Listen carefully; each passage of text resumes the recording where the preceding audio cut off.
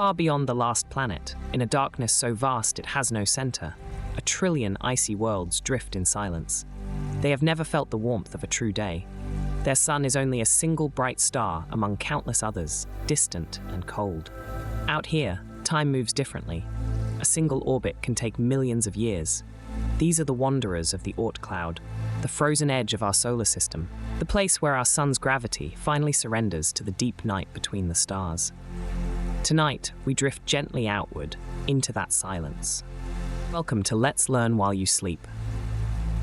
Tonight, we journey to the most distant and least understood region of our cosmic home. A place so far away that no spacecraft has ever reached it, and perhaps none ever will. We are traveling to the Oort Cloud, the vast spherical reservoir of frozen worlds that gently surround our entire solar system, like a faint, glittering shell. It is so far out that sunlight, traveling at 300,000 kilometers per second, still takes more than a year to arrive. As you settle in, let your thoughts slow, your breathing deepen, and your body grow heavy and warm. There is nothing you need to remember, nothing you need to follow. Simply rest, and let the soft cadence of these words carry you outward, past the planets, past the heliopause, into the quietest neighborhood our sun has ever known. The story of the Oort Cloud is a story of stillness, of patience, and of the long, slow rhythms of the cosmos. To understand where we are going, we must first understand how far we have already traveled. Imagine for a moment that the distance between the Earth and the Sun is a single step.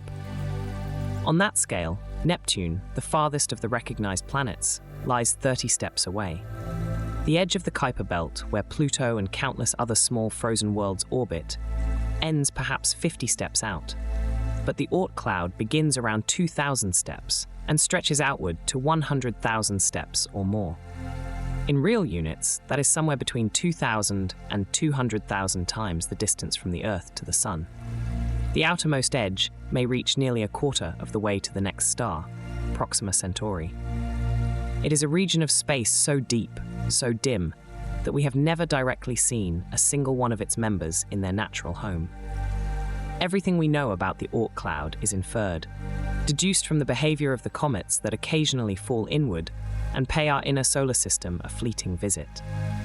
And yet, despite never having photographed it, despite never having sent a probe within range, scientists are reasonably confident that it exists, and that it contains, by some estimates, as many as 1,000,000,000,000 separate bodies. 1,000,000,000,000. More icy worlds than there are stars in our galaxy. Each one a small, silent traveler, each one moving slowly on an orbit that may take millions of years to complete. They are, in a sense, the cold archives of our solar system's birth, preserved at temperatures only a few degrees above absolute zero. Out here, nothing weathers, nothing erodes, nothing changes for billions of years. The Oort Cloud is a museum, lit only by starlight, where the original material that built the planets still drifts undisturbed, waiting, perhaps, for some passing gravitational whisper to nudge it from its long sleep. The idea of the Oort Cloud did not begin with a telescope. It began with a puzzle. In the first half of the 20th century, astronomers had noticed something curious about long-period comets, those bright, ghostly visitors with tails of glowing dust and ionized gas. These comets seemed to arrive from every direction in the sky, not just along the flat plane of the planets. Their orbits stretched out for thousands, sometimes tens of thousands of years. And many of them appeared to be making their first ever pass through the inner solar system. Where, then, were they coming from? In 1950, a Dutch astronomer named Jan Oort published a paper that gathered the existing clues into a single, elegant hypothesis. He proposed that far beyond the planets, in a vast spherical region surrounding the Sun, there existed an enormous reservoir of cometary bodies. They had been there since the formation of the solar system, gently held in distant orbits by the Sun's faint but unending gravity. Occasionally, a passing star, or the tidal pull of the Milky Way itself, would nudge one of these icy bodies inward. After a long, slow fall lasting perhaps millions of years, it would finally swing around the Sun, briefly warming, sublimating, growing a tail, and becoming what we call a comet. Oort's hypothesis was beautiful in its simplicity.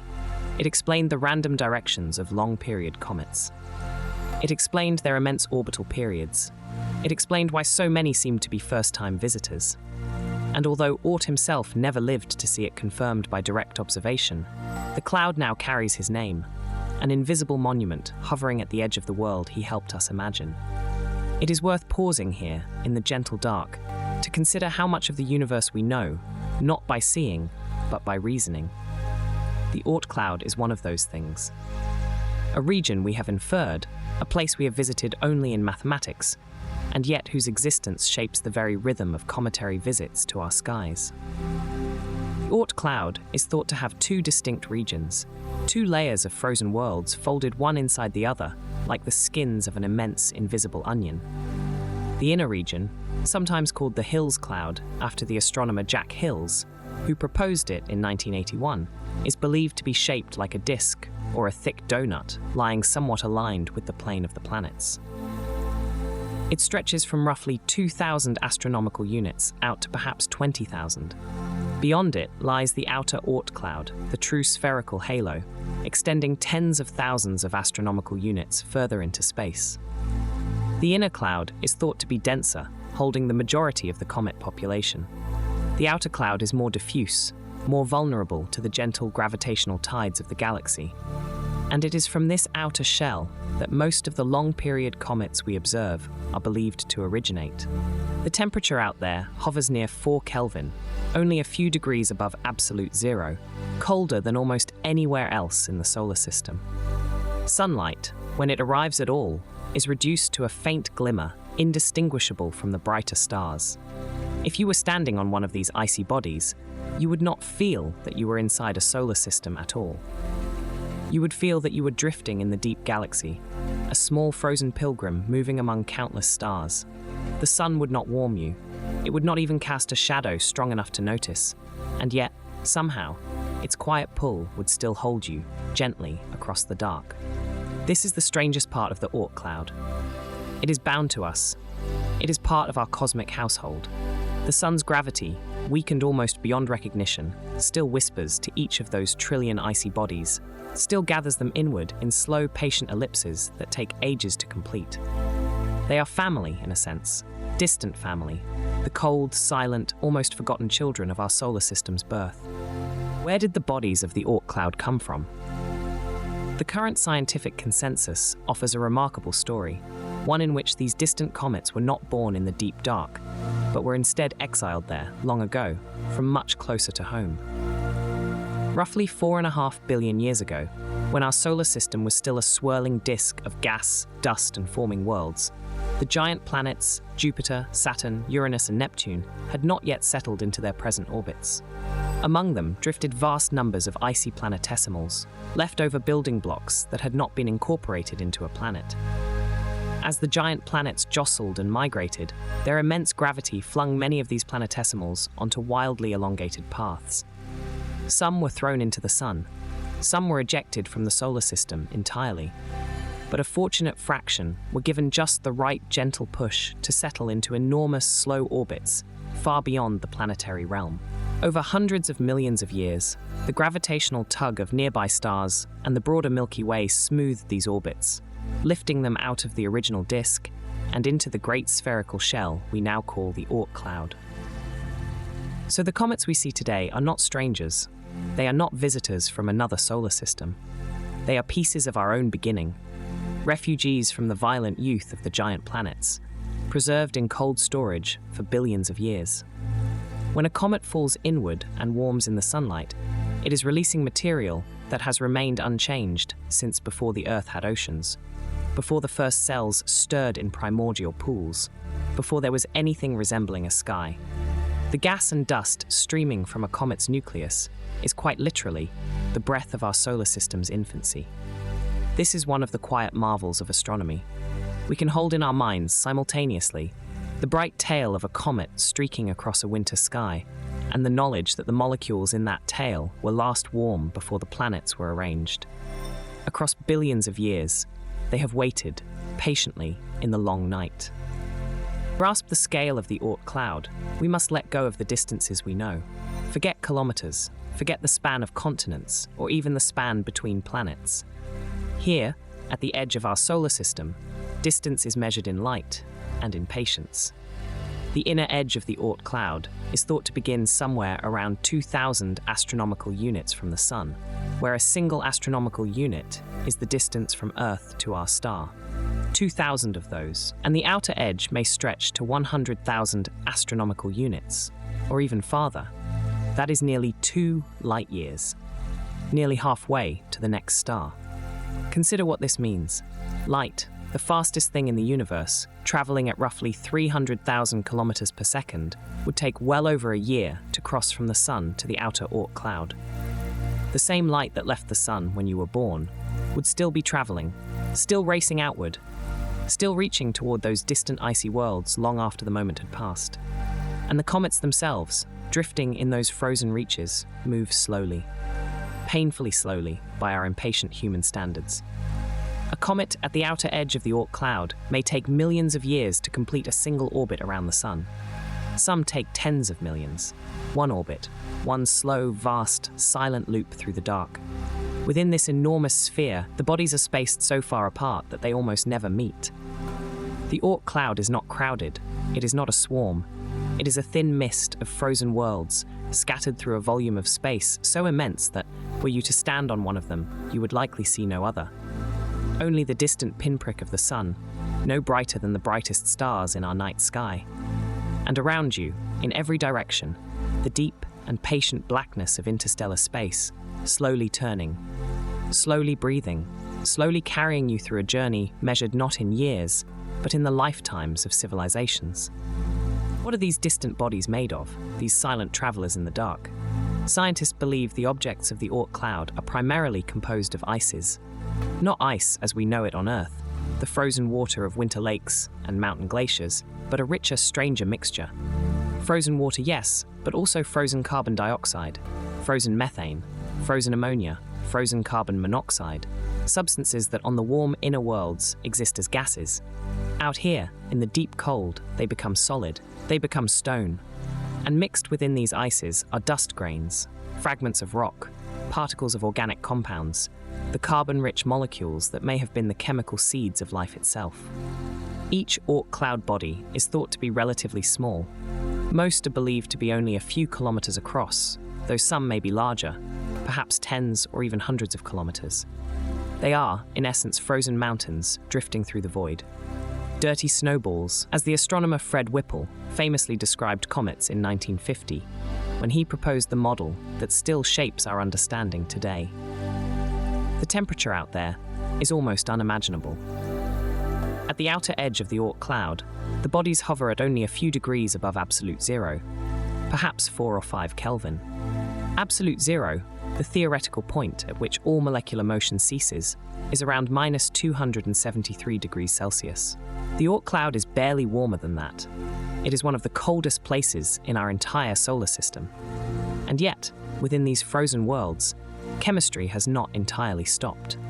Slow reactions, driven by cosmic rays and faint starlight, may still be at work, transforming molecules over billions of years, building up complex organic compounds in the dark. Some researchers propose that comets, when they eventually fall sunward, may carry these ancient molecules with them, delivering them to the inner planets, including perhaps to a young Earth, billions of years ago. The very building blocks of life may have been carried inward from the frozen edge of our solar system, locked in ice, waiting patiently for their moment to thaw. Most of the time, the Oort Cloud is undisturbed. Its members trace their long, patient orbits, undisturbed for millions of years, locked in a slow gravitational waltz with the distant Sun. But every so often, something happens. Something nudges them. And when that nudge comes, a frozen world begins a journey that will take it across the entire solar system. The Oort Cloud is so far from the Sun that its outer regions feel the gravitational pull of other stars, of giant molecular clouds drifting through the galaxy, and even of the broader gravitational tides of the Milky Way itself. These influences are subtle, but over the vast expanses of time involved, they are enough. A passing star, even one that comes no closer than a light year or two, can perturb the orbits of countless Oort Cloud bodies. The gentle tug of galactic tides can slowly stretch and reshape their paths. And occasionally, one of these icy worlds is pushed onto a new trajectory, one that carries it inward toward the warmth of the sun. The fall takes a long time, millions of years, often. The frozen world drifts inward, picking up speed as the sun's gravity grows stronger. It passes the orbits of the outer planets, the realm of Neptune and Uranus, then Saturn, then Jupiter. And then, finally, it enters the inner solar system, where the sun is no longer a distant star, but a fierce and brilliant source of heat. The ices, which have been frozen for billions of years, begin to vaporize. Gas streams away from the body. Dust is released.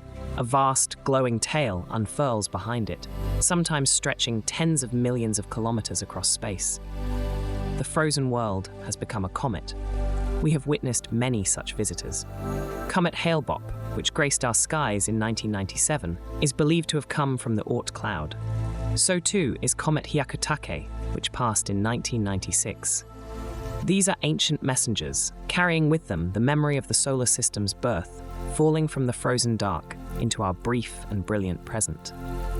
There is something quietly profound about the comets that come from the Oort Cloud. They are time capsules. They have spent 4.5 billion years, the entire age of our solar system, in the deep freeze of the outer dark, unchanged. Untouched by sunlight, untouched by warmth, untouched by the chemical processes that have transformed the inner planets again and again. When such a comet falls toward the sun, and when our telescopes finally catch its light, we are looking at material that has been preserved since the very beginning. We are, in a sense, looking back through time. This is why astronomers and planetary scientists pay such close attention to long-period comets. By studying their composition, the gases they release, the ratios of different isotopes within them, scientists can learn about the conditions in the solar nebula, the original cloud of gas and dust from which our entire solar system formed.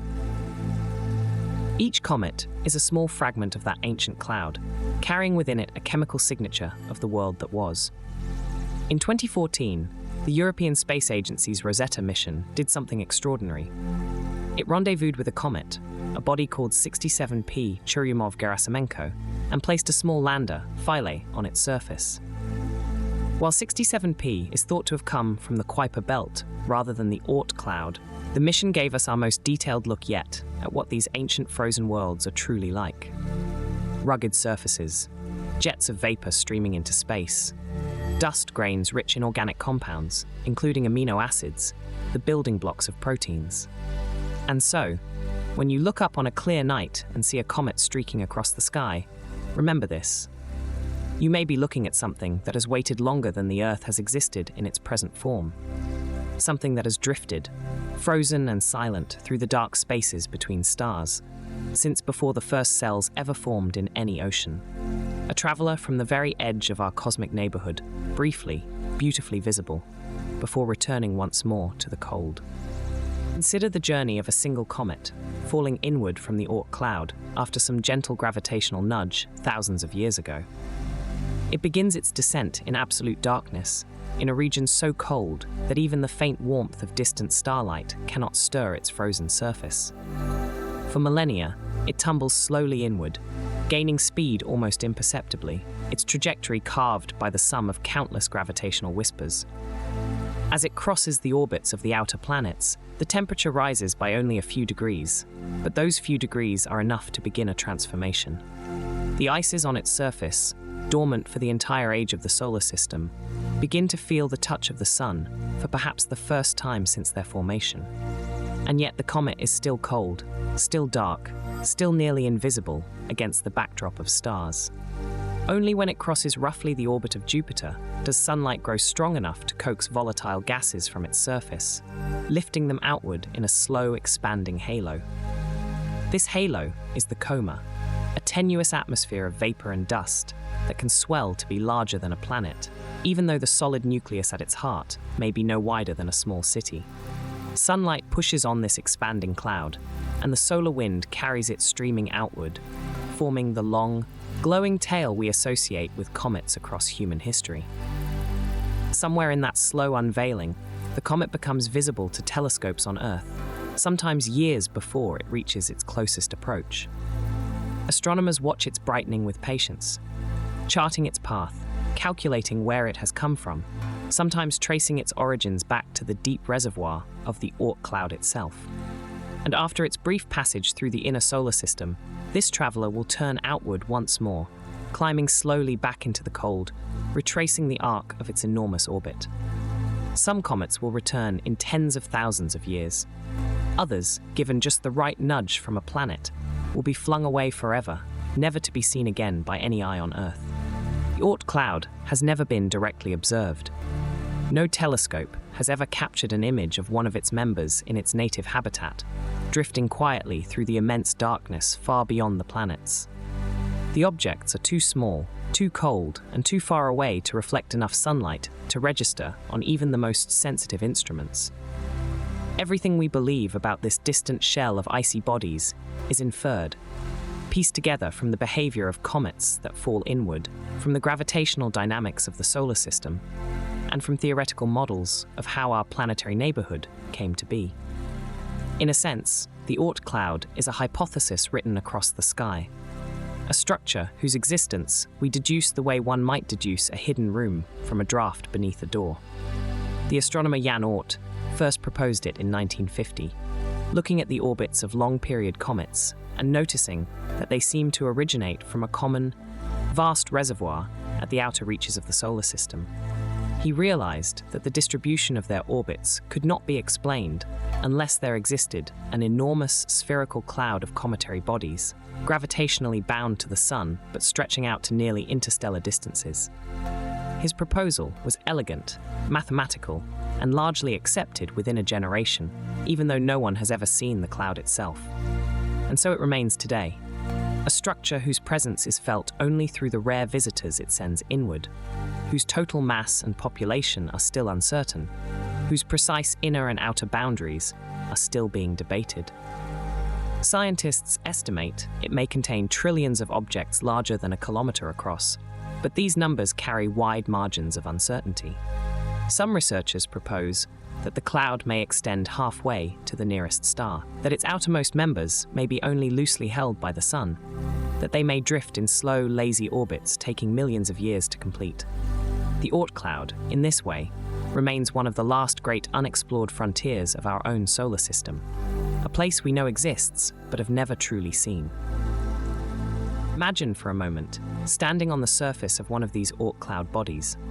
The ground beneath your feet is a mixture of water ice, frozen methane, and ancient dust, dark as charcoal in the dim light. The Sun, when you look for it, is no longer the warm disk that warms the Earth. It is a single point of light, brilliant but tiny, indistinguishable at first glance from the other stars scattered across the sky.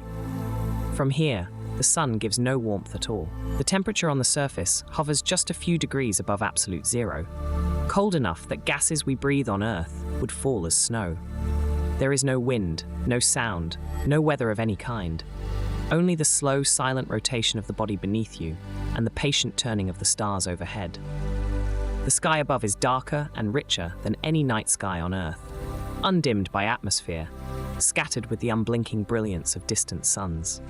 If you watched long enough, you might see another Oort Cloud body drift slowly past, separated from you by distances comparable to those between planets.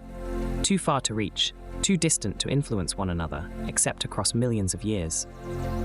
Time itself takes on a different meaning here. A single orbit around the Sun might take 1,000,000 years, or 10 million, or longer.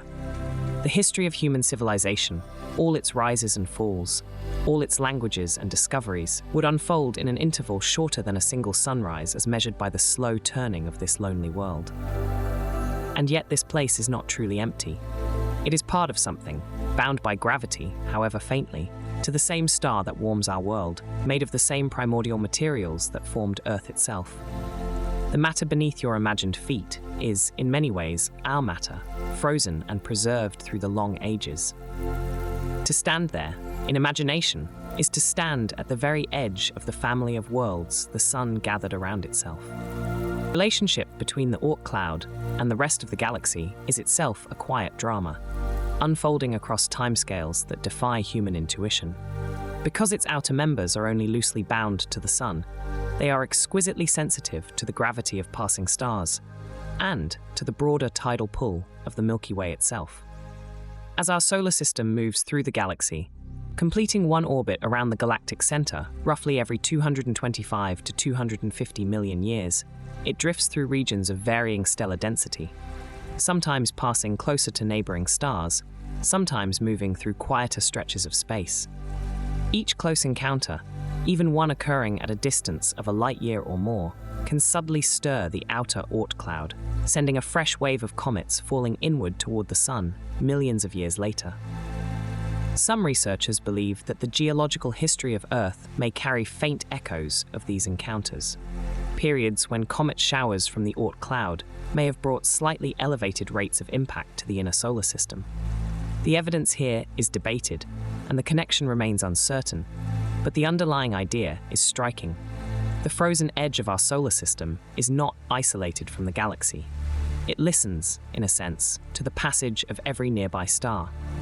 And in some far distant future, billions of years from now, when another star drifts close enough, the gravitational handshake between the two systems may scatter parts of the Oort Cloud entirely, sending some of its members tumbling into interstellar space, never to return. Other comets from other stars may join our Sun in turn. In this slow, patient exchange, the Oort Cloud reminds us that the solar system is not a closed island, but a quiet participant in the life of the galaxy. The boundary between our system and the rest of the cosmos is not sharp. It fades, softly, across enormous distances, into a darkness shared with countless other suns and their own silent halos of ice and stone, drifting together through the long night. Consider, for a moment, the journey of a single comet as it begins its long fall toward the inner solar system. Perhaps it has rested in the Oort Cloud for 4.5 billion years, drifting through the dark in near-perfect silence, untouched by warmth, untouched by light, preserved like a fossil from the dawn of everything. Then, somewhere in that immense darkness, a passing star, or perhaps the slow tidal pull of the galaxy itself, gives this frozen world the gentlest of nudges. The change is almost imperceptible, a whisper of gravitational influence, yet it is enough to alter the comet's orbit forever. Slowly, over thousands upon thousands of years, the comet begins its descent. It does not rush, it does not blaze. It simply falls, gathering speed across distances so vast that human lifetimes are merely the briefest of moments along its path. As it draws nearer to the Sun, still farther away than any planet, it remains dark, cold, invisible. Only when it crosses some threshold, somewhere beyond the orbit of Jupiter, does the warmth of our star begin to reach it, gently coaxing frozen gases into vapor, awakening the dormant world. A halo forms around the comet's nucleus, a glowing coma of dust and ice particles, and then, trailing behind it like a banner of stardust, the tail begins to unfurl. By the time we see it from Earth, by the time astronomers point their instruments at a new visitor in the sky, this object has been traveling toward us for tens of thousands of years, perhaps longer. Its arrival is the conclusion of a journey begun before human civilization, before agriculture, before the last ice age receded from the northern continents. And when it rounds the Sun and turns back toward the dark, it may not return for another million years, or it may never return at all. Flung outward by gravity into the deeper void, becoming once again a wanderer in the silence between stars, carrying with it the memory of one brief luminous moment near the warmth of home. Comets that visit our skies, then, are messengers from the Oort Cloud, ambassadors from the outermost edges of the Sun's influence. And they carry with them something extraordinary, something that scientists have only begun to fully appreciate in recent decades. Within their icy bodies, locked in frozen suspension since the formation of the solar system, are some of the most pristine samples of the primordial material from which everything around us was made. The water in a comet's ice may be older than the oceans of Earth. The organic molecules embedded in cometary dust, simple carbon compounds, amino acid precursors, complex hydrocarbons, may resemble the very ingredients that, billions of years ago, helped seed the conditions for life on our young planet.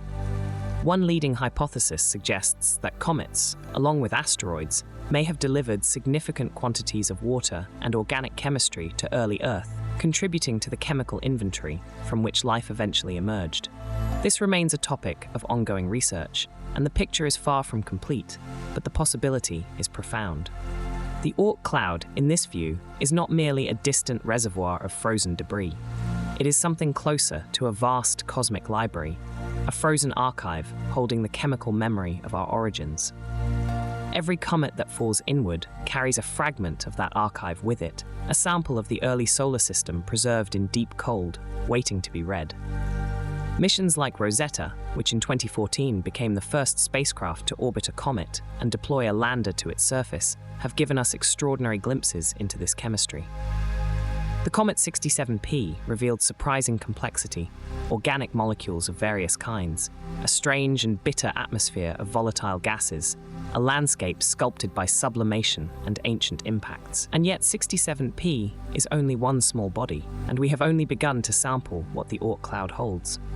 Somewhere out there, in that distant shell of frozen worlds, lie countless other unread pages, each one a quiet record of how everything began, drifting patiently in the dark, waiting for the slow gravitational nudge that may one day bring it home.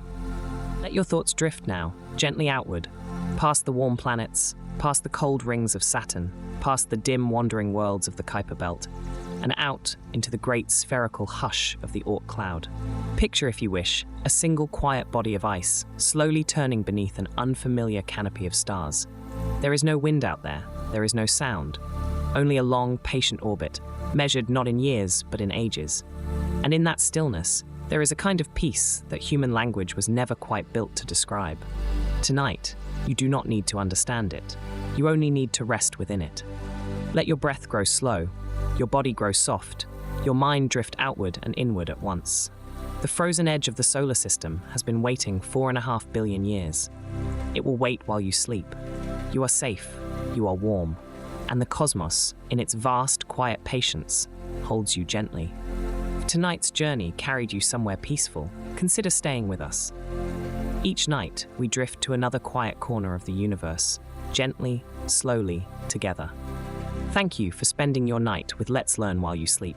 Subscribe and come back tomorrow night. We'll be here. Sleep well.